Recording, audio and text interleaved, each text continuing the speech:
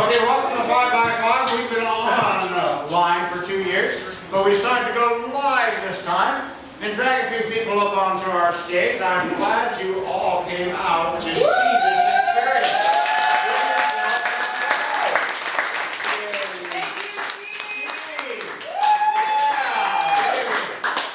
All right, so we won't go through the whole lineup. We'll go through the lineup as we go through the lineup. And the first in the lineup is Narci Lee.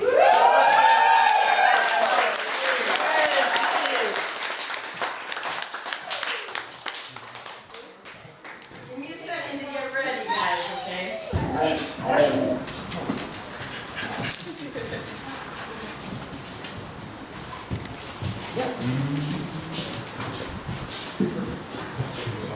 Where's my cameraman? He's right here. Hi, everybody! Hi! 5x5 is going again, and I'm so happy to see every single one of you guys tonight. Woo! So, 2 years! Yeah. 2 years has gone by. What are you guys up to? Being creative? I hope you're out there being creative. Getting a little exercise, maybe, now and again, at least a little bit. Watching some good TV. I know you've been watching good TV. I've been watching good TV. And I've been thinking about inspiration. Inspiration to an artist, to all of us, is just, it's religion. It's what makes us smile in this shitty world today, you know? Helps get us along. So I went all the way back to high school, to my first inspiration. Senior English class.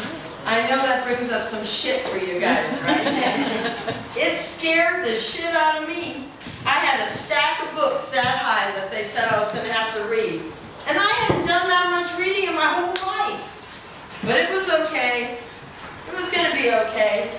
Mrs. Bromley was our teacher. And she was a bitch.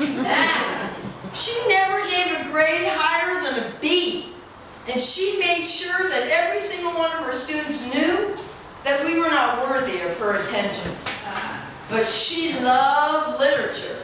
And then I thought Mrs. Bromley had pretty much read everything there was to read.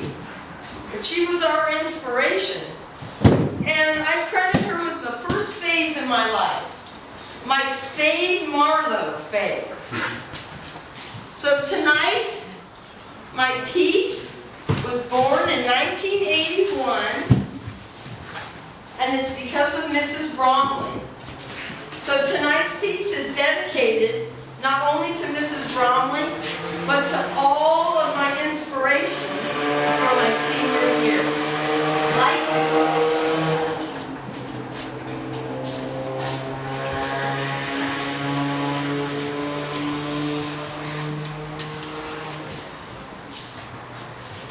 It was 2 a.m. and I was walking alone in the worst part of town. I called it life's dead end, where you slide down and you don't ever come back up. On the force, they called it trash town. And everyone knew on the force, you never went to trash town alone, not day or night, and especially not at 2 a.m.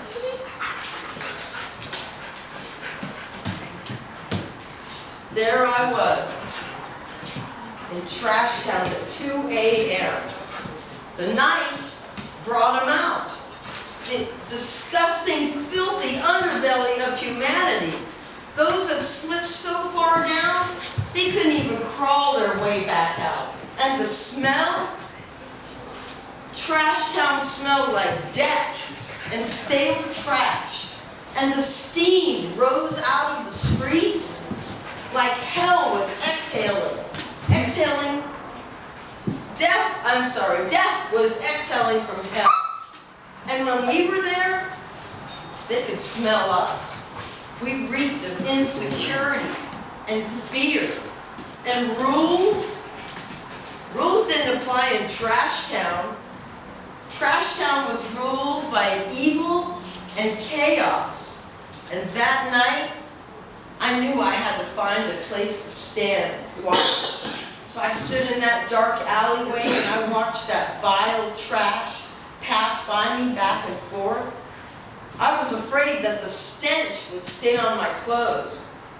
I hoped to go unnoticed, but a couple of them noticed me. They were too far gone to do anything about it. I knew I shouldn't have been in Trash Town at 2 a.m., but I was driven by an uncontrollable desire. And as I stood there back in that dark alleyway, I could see right into the bar where she worked. She walked back and forth, her hips swaying.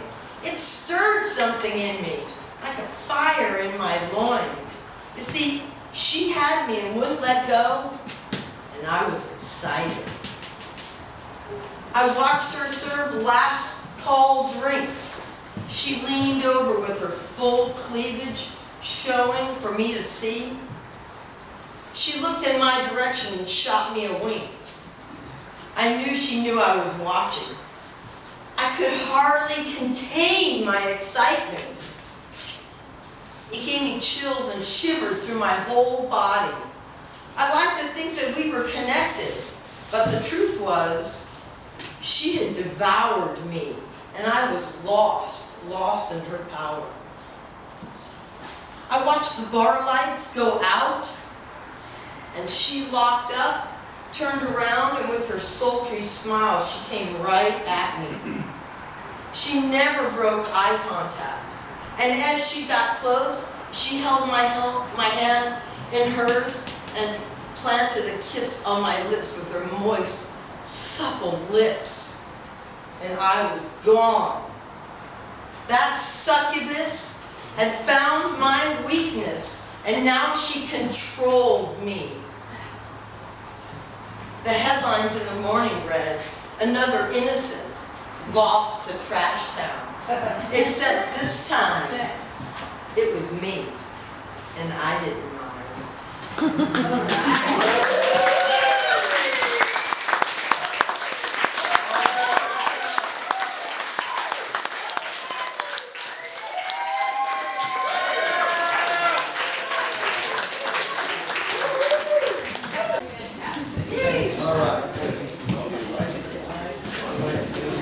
All right, another round of applause for that Narci.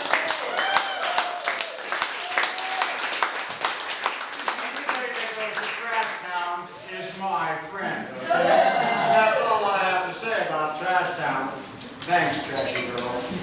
All right, so here we are, continuing with our 5 by 5 by 5 by 5 by 5. No, that's not that many letters. I'm just one. So up number 2 on our 5 by 5 is the wonderful, the great, from Thousand Oaks, traveling all the way here in her private jet, coming over here from her jet in her private limousine, Miss Jennifer Kelley.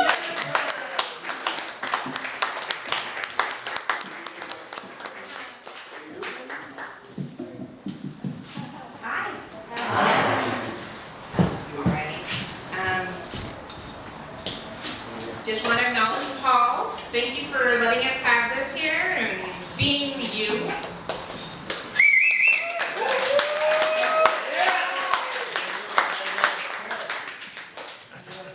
And here are some Paul-related poems. Some distant meteor of creation. It's not a choice, it's an opportunity. Paul Lynn. The act of creation, he says, is not a choice, but an opportunity. Paul says this half crumpled on the floor where he explores his passion. There are all these possibilities, and some of us can see them, he says. It's our duty to expose them, to allow people to look and see and know. And so it is in my corner of the work. It purrs to me of possibility. If I chase that rabbit, if I step through that passageway, then the work becomes so obvious, basic transcription and so plain. Then the work crawls toward me like Paul Linhart, gesturing and contorting to express his meaning.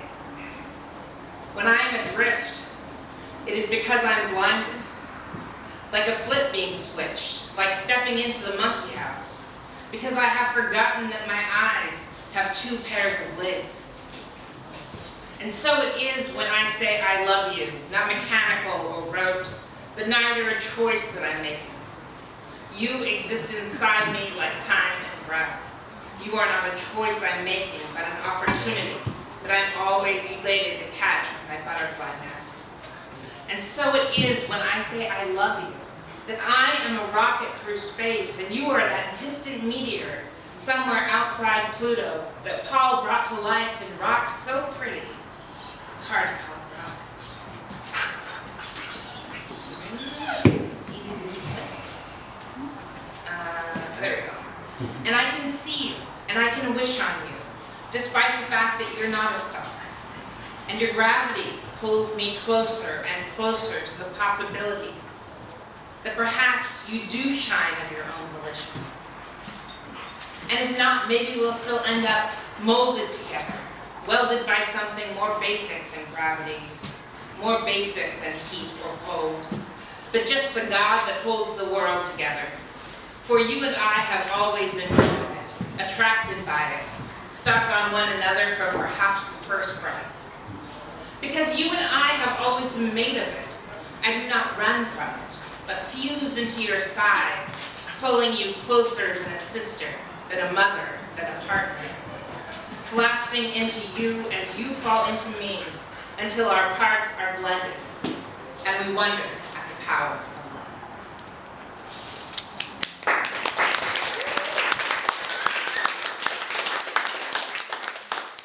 Number 2. The rough and smooth of a summer afternoon. To build and shape a whale, smooth and rough, he uses stonemason's hands and listens to the stone, the shape it captured in the wild, the rough suggestion of barnacles, the greatness of life and length of life, curving against its belly side where it rests in the sand. He elucidates the deep pool of the eye, the stubbed off drop of the rock that is the maw and the jaw of the gentle giant, waiting openly for the expanse of the oceans. It speaks to me of worn down things, grooves and play equipment, swings loved and long smoothed by hundreds of hands, feet, and bottoms on far-slung summer afternoons, when the heat is so sharp it turns soft and clings like batting around our faces. Children are like rain, Paul says, looking out upon the avant-garden, where two children race up to the sky, then tumble down into the sand again, where it waits for water, open mouth. I'd like to have a dozen children for every adult here, Paul says. I think about floodplains. I think about high seas. I think about his whale breaching the dark and churning water as droplets dance, still as static, across the surface. While a whale long at sea sings a new song with no one to listen, no one to record. Still, it's beautiful anyway, spilling out into the void. Still, it's beautiful anyway. Still, it's beautiful. It's beautiful, beautiful. Before it's gone deep, swallowed slowly by the ocean, into the finite infinite below.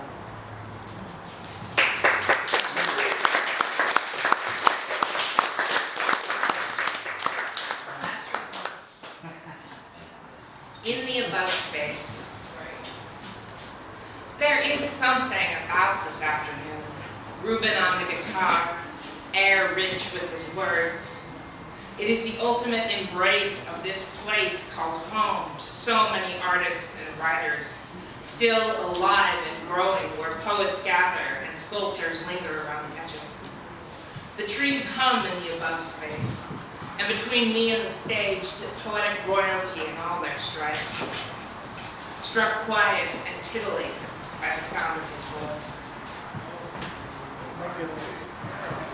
The lilt of his words, the sway of his music. This is the old madness. This is the runaway train. This carriage carries each passenger forward into space unknown, together. And in the back, keeping the watchful eye of a proud papa, stands Paul Lindhard, with a shine in his eyes. Utterly relaxed, his face that of a man satisfied for the moment. Releasing the knowledge of what may come next. Here is the man who has carved out this space for us, with the skill of the master sculptor he is. Here is the man whose heart has bled into the soil, thick as any oil, whose life has been absorbed by its patron saints,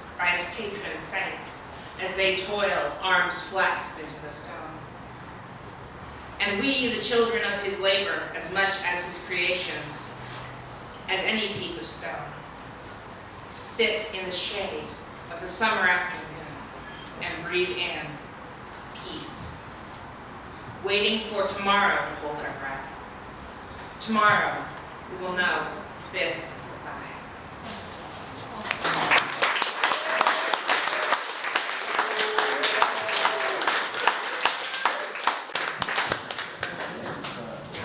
Okay, ladies and gentlemen, that was good. All the way from Boston to Blake.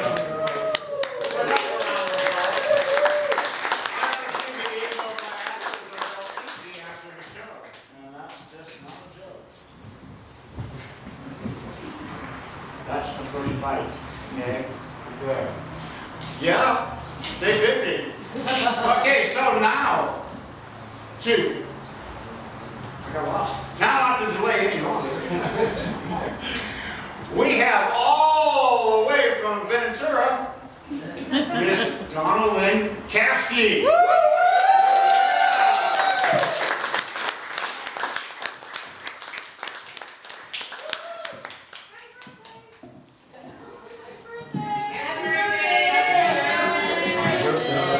Happy birthday to you. Happy birthday to you. Happy birthday, dear Donna. Happy birthday to you. Isn't she cute?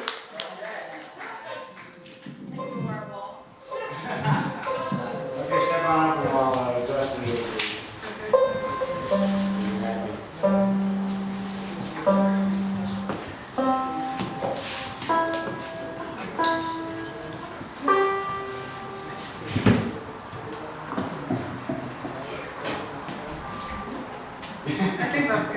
Okay. All right, thank you, Steve. Oh, thank you, Donna. Thank you, Art City. Really good to be back here. I guess my first song is a cautionary tale, not to say rude things to songwriters or their friends, because it's all material. But I'm finding the real trick is not to say rude things to myself.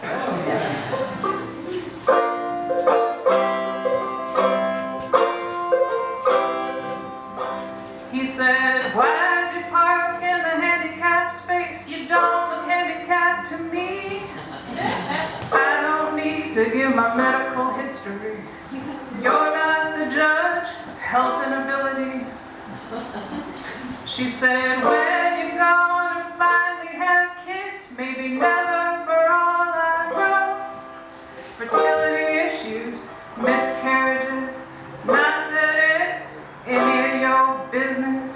Excuse me, don't you know the comment section is closed on my body? If you didn't already know, the comment section is closed on my body.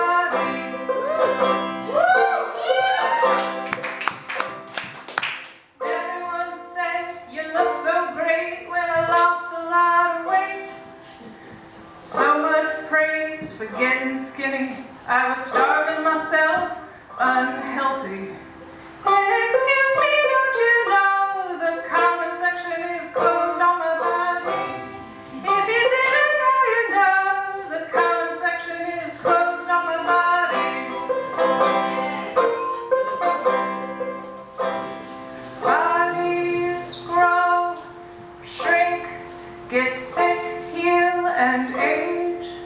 Why must you remark on every format change?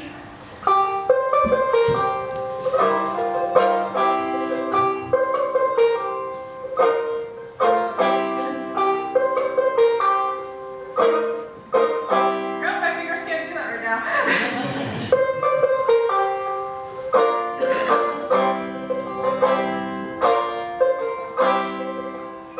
She said, when are you expecting the baby? As she pointed at my belly. No, baby, just gain some weight. Pregnant or not, round's a great shape.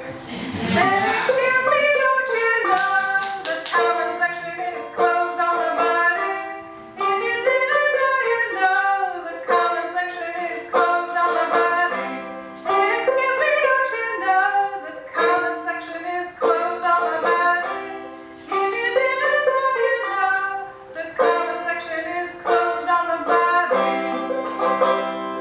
It's my body, my body. Woo!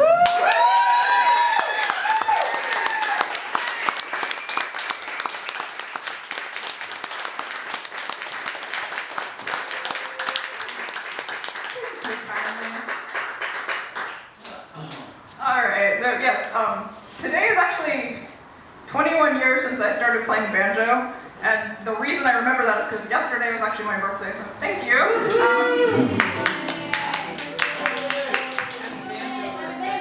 Thank you. Banjoversary. So, let's see, after this song, here's a song about eating your feelings and also about birthday cake, all at the same time. For the occasion.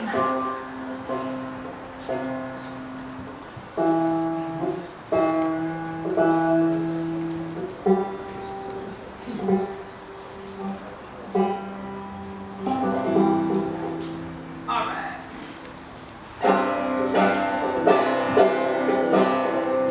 Family crowded over me, singing happy birthday to me. Puff of breath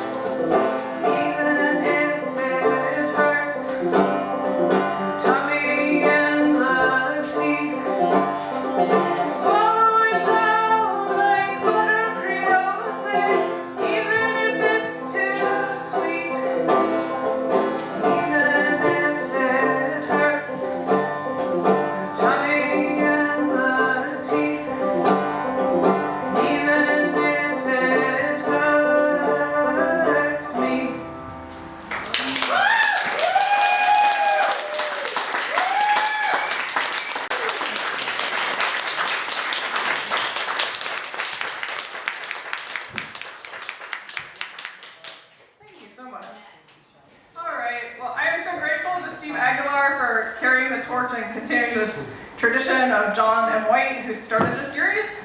Also, other aspects of the tradition are the elasticity of 5 minutes. So, also in honor of our friend John M. White, he was a fan of what I like to call my a cappella oddity, so I will sing you one. It's basically, I'll sing you a poem, and this one's a rebirth day song.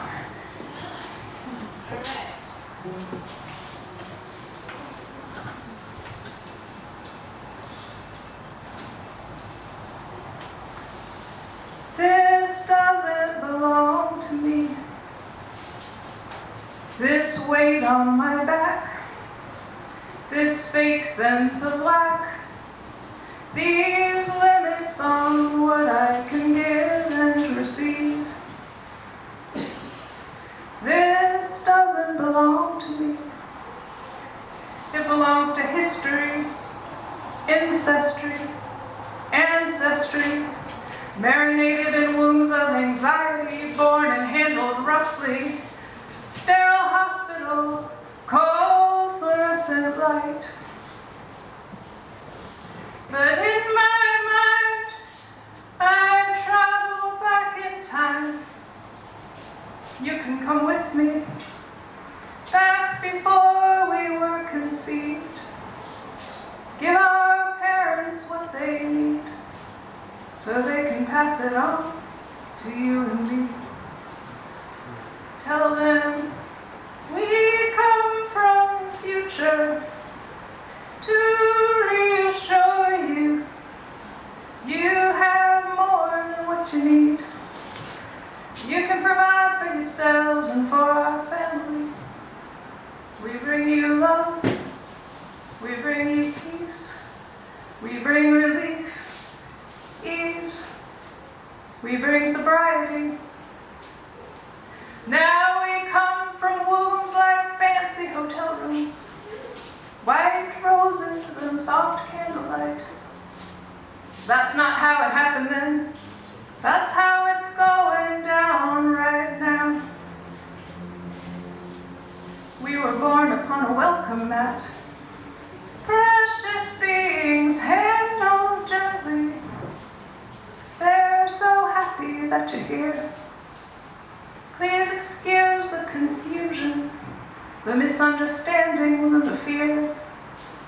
Placed upon your mother's breast, hear her familiar heartbeat, feel her breath. Welcome, welcome, she's so happy that you're here. Born in generosity, I regard myself and others generously. I interpret events generously. Doesn't always mean I can stay. Sometimes I gotta step out of the way, but I don't take it personally. This doesn't belong to me. Life flowing through me, into me. I receive it graciously, and every victim craves victory. I claim victory for me, and now I'm walking tall. I claim victory for us all. I bless every generation, forward and back.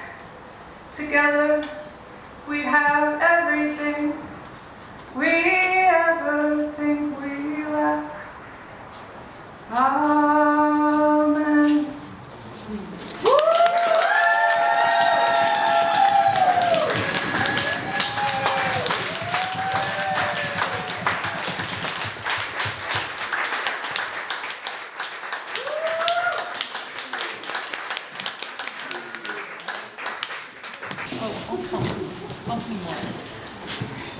Well, I think she's great, but you obviously already know that. Another round of applause.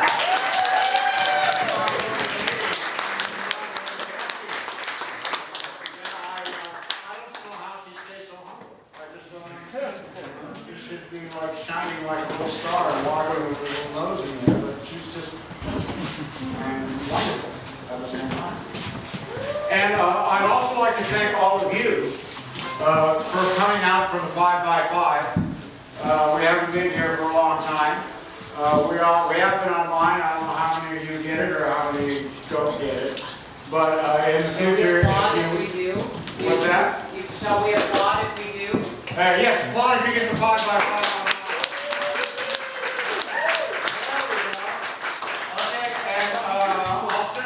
Paper and you can put your email address on there. And we will send you more 5x5. This one's being filmed. And then you can get links to all the other ones. And so, without any more speeches from me, and thanks to John White, of course, we are now going to have the great and talented man from Arch City.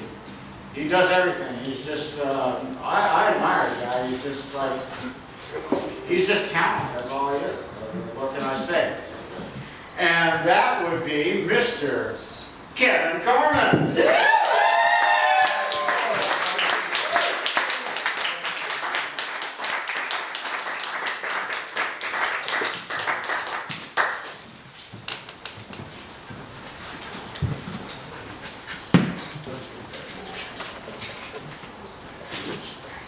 To me.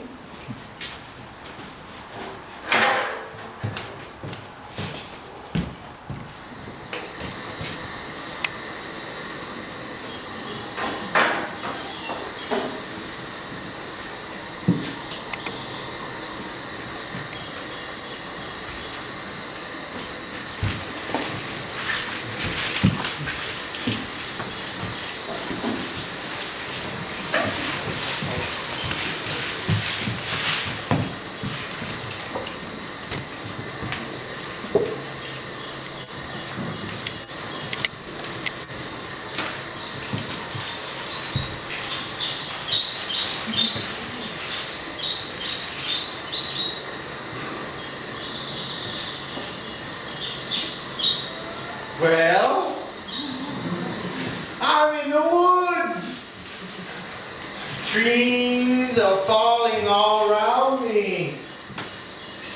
People are being crushed, running around everywhere, screaming and crying. Blood is flowing. Bones are snapping. The smell of fear and confusion overwhelms the sound of big trees crashing. Sometimes I can't even hear them, the trees or the people. It's like a silent movie in the round with me in the middle. Even though I'm a vegetarian, I have this insatiable desire for some Jimmy Dean sausage.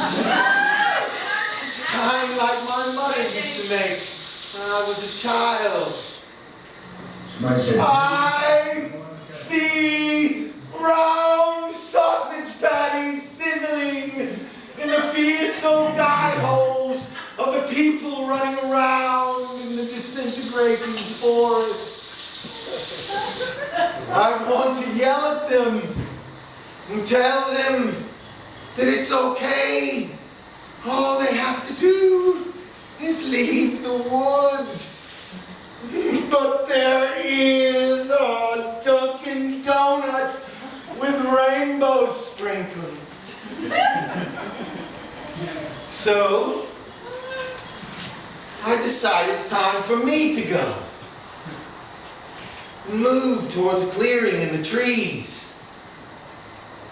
As I approach the field, I see a row of policemen in riot gear. They're swinging their batons, knocking the people out of the way of the TV screens they're so desperately trying to see.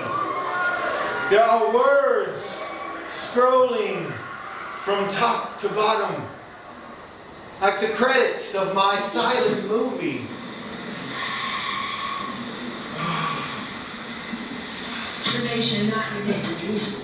Each line is a different language And the policemen are agitated because they can't understand the words, and they're taking it out on the people who are just trying to get away from the dying trees. For some reason, I understand all the different languages, and they're all saying the same thing. As I begin to tell the closest policeman my revelation, we are overtaken by a wave of animals escaping the clutch of the killing trees. The animals, too, were speaking to those who could still hear. I could, and they said, "Fly, fly, fly, all ye birds of a different wing. Fly before those wings are clipped and packaged, ready to be shipped. Fly to places yet unmapped, away from red light camera traps. Fly, just fly while you still can, beyond the crushing grip of man." And the policemen threw down their batons and ran with the people across the field to a large thoroughfare that was packed shoulder to shoulder with more people. And they were all shuffling towards this great megalotropolis off in the distance. And the road was marked like a football field, and at every 10-yard marker stood a soldier dancing in place and waving a sign advertising something these people couldn't afford.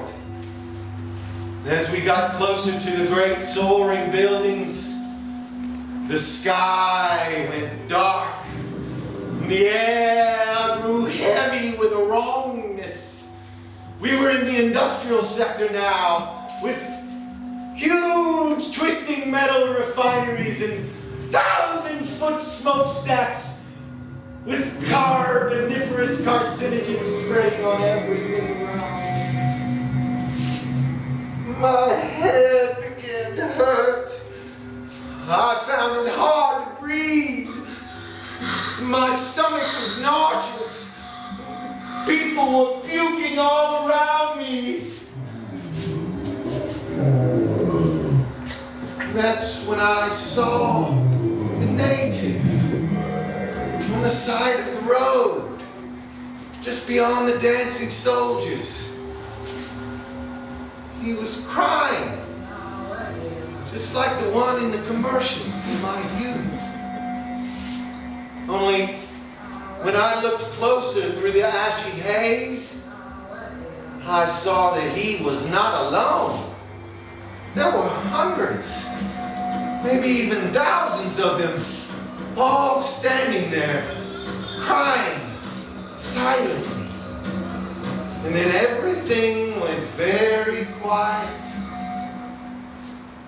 And I realized they weren't crying. They were mad, and they were hungry, and they smelled sausage and donuts. With a wailing shriek of a killing song, they attacked. They went straight for the people who were helpless to defend themselves, and they ripped the sausage patties from their eye sockets and tore the donuts from their ear holes, laid waste to the dancing soldiers. All hell had broken loose around me.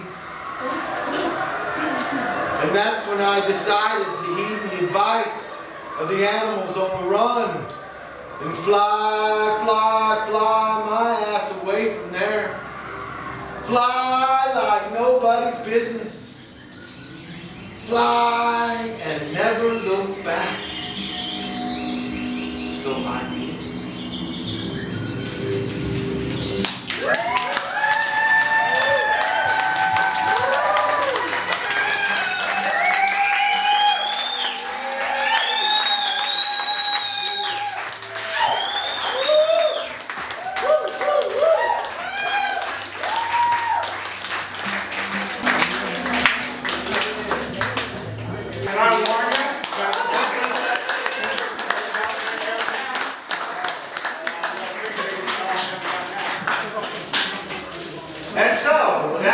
So 1, 2, 3, 4.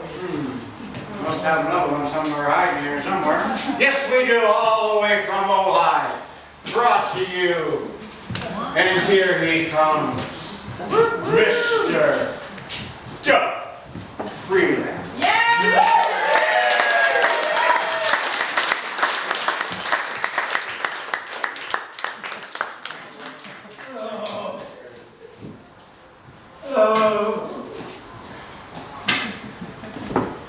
I'm dying, Egypt! Oh, I've said that line so many times. But still, I need to die over and over and over again. But that's all right, we're here now. Oh. Oh, there's people here. Well, they told me there might be, but this was the only place they let me do this. They said it was an art studio. Well, I knew I was going to be using the clay, so I said, well, that'll be just fine, an art studio. They asked me if I was an artist, if I'd ever worked with clay. Well, clay was my middle name. And yes, I was an artist. I was born an artist. Well, from the very moment I opened my eyes, I knew that I was living to wake up each day and take whatever was at hand and turn it into something else.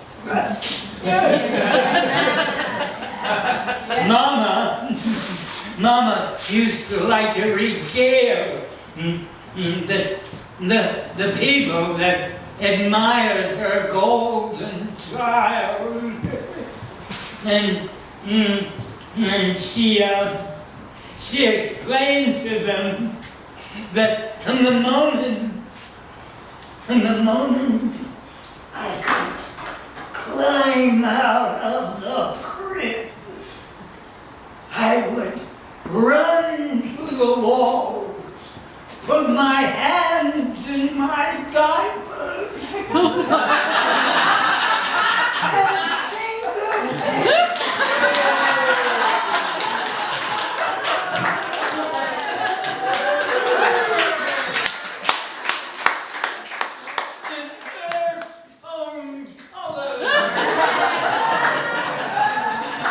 of my own creation, which I used in wild, pre-gay, omnipotent abandon.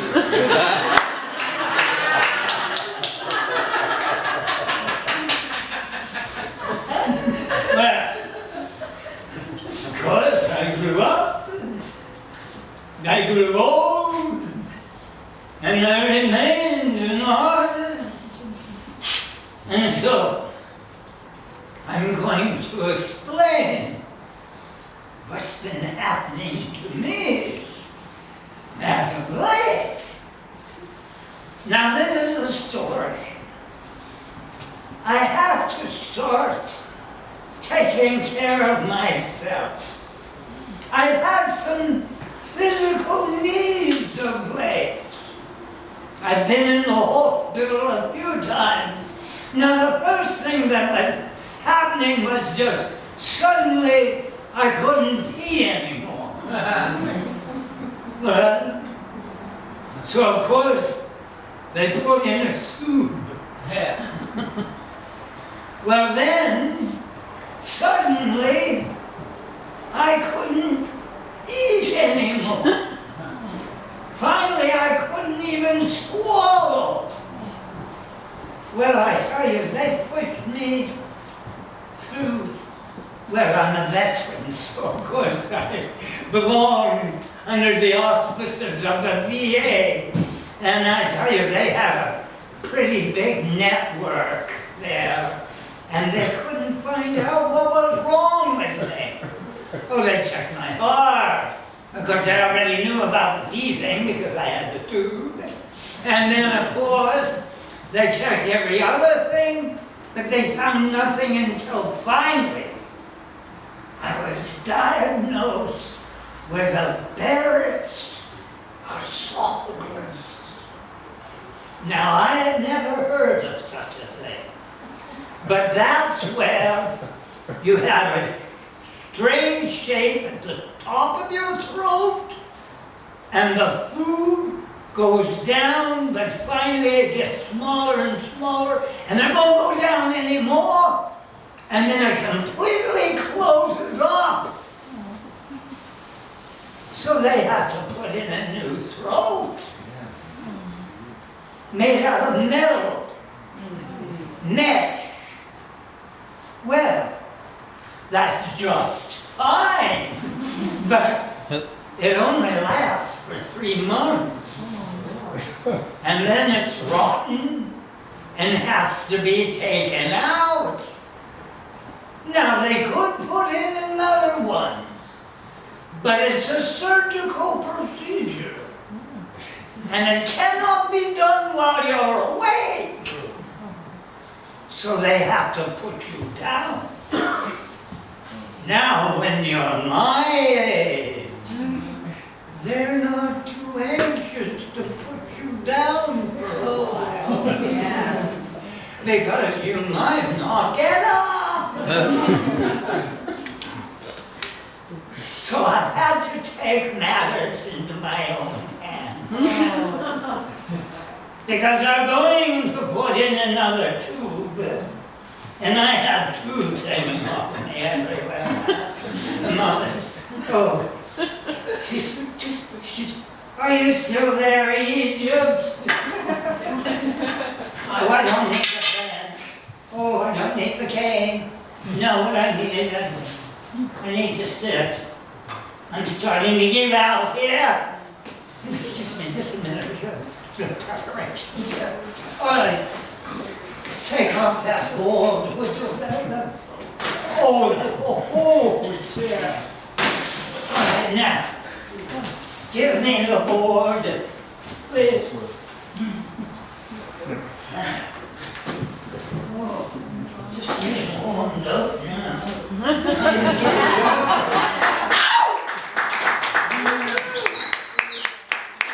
All right. Now, the first thing I thought I had to say, I brought it to show you. Where's the lighthouse?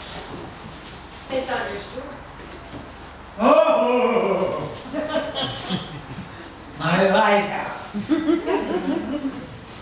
When I was 10 years old, I went to a ceramic class. The teacher told us we could make a pot or an ashtray. I didn't smoke, and I didn't need a pot. But I desperately wanted a lighthouse. So I made a lighthouse, and when the teacher came around, and she said, you can make a pot or an ashtray. Take that apart, make it into a pot or an ashtray. I said, I don't want a pot or ashtray. She said, you can't make that. It'll blow up in the kiln. It's got no hole in it.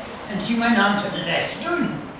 Well, I just looked up at the door and I saw a wire coat hanger up there. And I went up and I took the wire coat hanger down and I opened it up and I pushed a big hole in my lighthouse. And the next time she came around, I said, look, I made a hole in my lighthouse.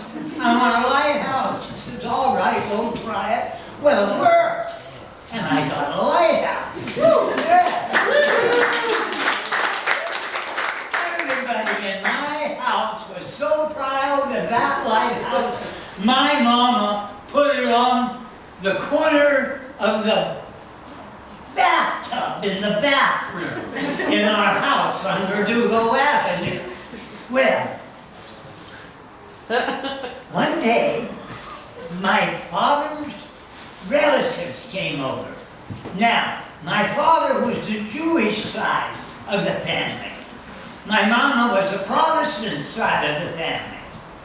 So when they came over, my Auntie Minnie, she had to go to the bathroom, and she went into the bathroom, and she came out and she said, "Bobby, Boobala, you got a big schlong sitting on." And my mama said, "That's Doug's White House." And my Auntie Minnie said, "Bobby Boobala, that's not a lighthouse, that's a schlong."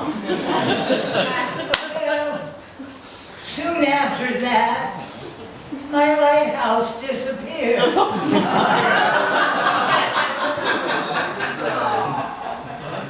And Mama told me it had gotten broken. But then years later, after she died, in a box, I was an artist all my life. Yes. This is one of my favorite things. I'll never forget the night that Dina and Amy called me and said, "Doug, you made the cover!" And we're using the boudoir shot. I went, "Oh my God, where's my schlong?"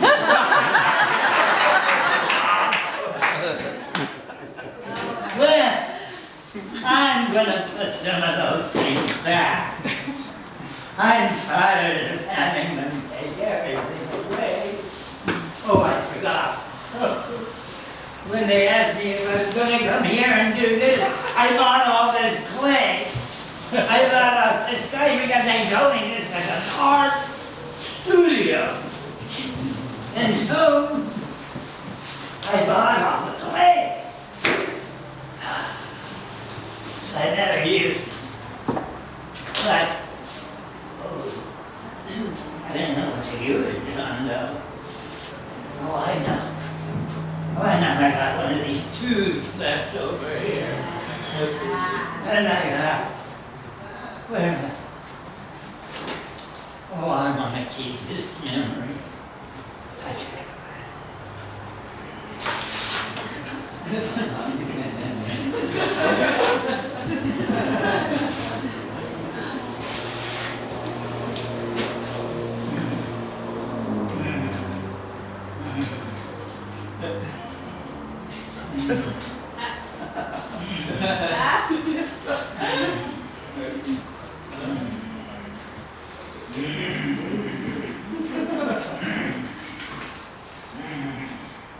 Where's the schlong?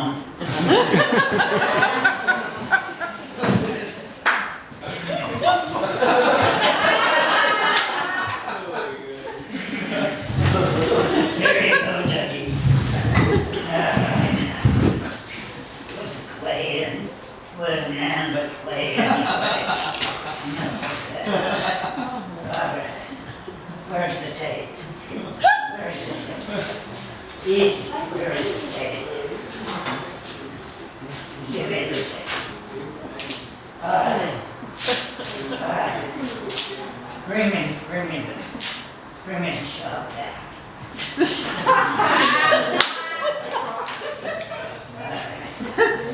All right. Put that in there.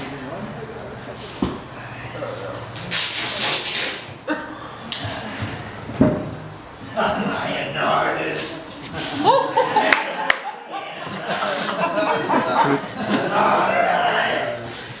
Turn it on!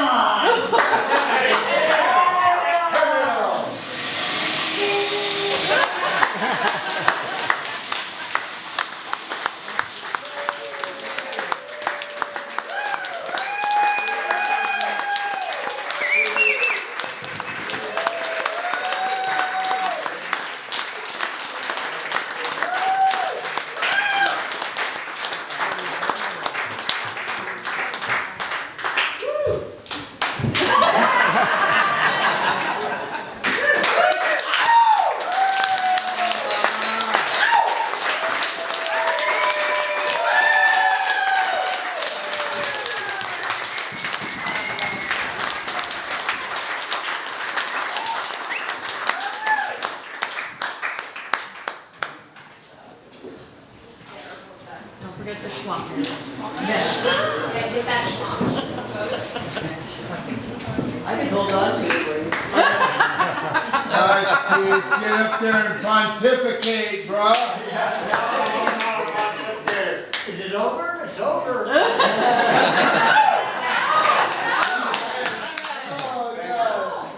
Was that the end? Huh? Are you done? Well, I think so. Here, let me help. My YouTube is long. 3 times. One more time.